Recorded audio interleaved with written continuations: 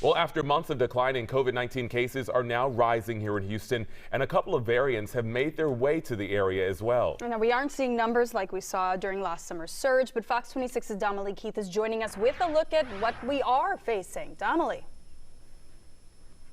Yeah, we had 655 new COVID cases in the Houston area yesterday. That's compared to 297 a week before that. And this comes as Houston Methodist Hospital was treating its first patient with the Lambda variant.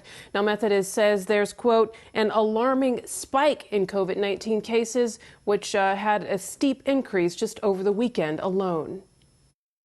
His before and after pictures tell part of, but not nearly the whole story, as Farrell Phelps dropped more than 20 pounds, was on oxygen for weeks, had 4 blood clots in his lungs, could only visit loved ones through glass, and is still trying to recover from his March 28th diagnosis of COVID-19. March the 29th, things just plummeted.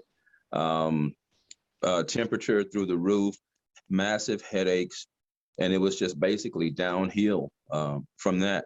Phelps is like most who are now being diagnosed with the virus. He was unvaccinated. The doctor had informed me that I'm dying now, literally, and that they didn't know if they could save me. The one thing that's clear is that where we are seeing the most increase in cases is in people who are unvaccinated. Houston Methodist Hospital clinical microbiologist Dr. Wesley Long says those who are unvaccinated and testing positive are also more severely ill, like Phelps, who was running out of oxygen and didn't even realize it. He kept trying to explain to me just how tired he was. And of course, we learned later that he was not tired, he was lethargic. My doctor he was like, your lungs are basically fried from COVID.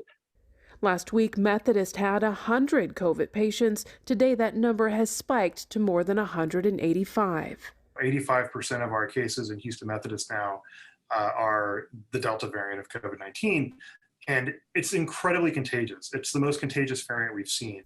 Because of that, the message is very clear that we really need everyone who can be vaccinated to be vaccinated against COVID-19. Because it could save your life.